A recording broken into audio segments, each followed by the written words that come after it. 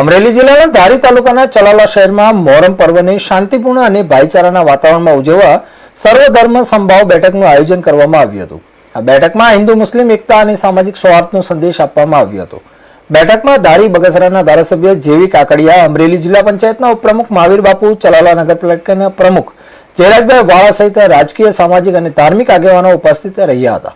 મોહરમ પર્વ દરમિયાન નીકળનારા તાજિયા જુલુસને ધ્યાનમાં રાખીને સુરક્ષા વ્યવસ્થા, ટ્રાફિક નિયંત્રણ તેમજ કાયદો અને વ્યવસ્થા જળવાઈ રહે તે અંગે વિસ્તૃત ચર્ચા કરવામાં આવી હતી।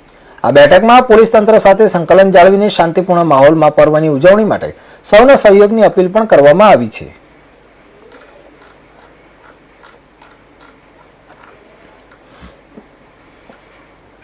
નામ ગામને શું કહેશો આજના કાર્યક્રમ વિશે? ચલાલા સુન્ની મુસ્લિમ જમાતનો ઉપપ્રમુખ છું।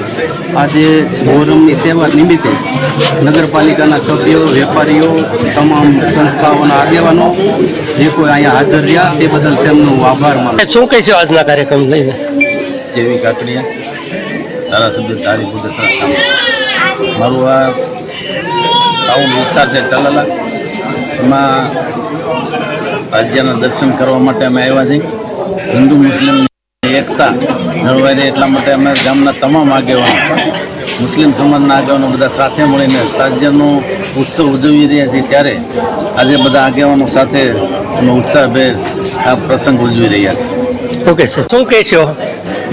આજે મોહરમના પર્વ નિમિત્તે આપણે આ ચલાલાની અંદર આજે તાજિયા જ્યારે પર્વમાં આવ્યા છે અને એમનું દર્શન કરવા માટે આજે તમામ હિન્દુ મુસ્લિમ ભાઈઓ બધા અહીંયા આવે છે અને વર્ષો વર્ષ અહીંથી જુલુસ થઈ ગામમાં ફરી અને દાન મહારાજની જગ્યામાં, પૂજ્ય દાન બાપુની જગ્યામાં મહંત શ્રી વલ્કુ બાપુ પણ ત્યાં હાજર રહી અને આ તાજિયાના દર્શન કરે છે। બધા પણ ત્યાં જાય છે, આખું જુલુસ લઈને જાય છે।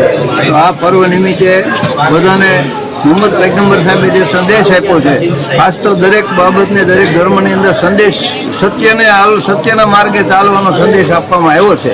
ત્યારે ચલાલાની અંદર આપણી અહીંયા એવી ટીમ છે કે ગમે એવા પરિબળોએ પ્રયત્ન કર્યા હોય છતાં ચલાલામાં કોઈ દિવસ હિન્દુ મુસ્લિમનો ભાઈચારો તૂટવા નથી દીધો। અમે બધાએ એમ કીધું છે કે ભાઈ એવા માણસોને આપણે જ કહેવાનું ભાઈ અહીંયા રહેવા દો, અહીં શાંતિથી બધા પોતપોતાનું કામ કરે અને પોતપોતાની રીતે રહે છે।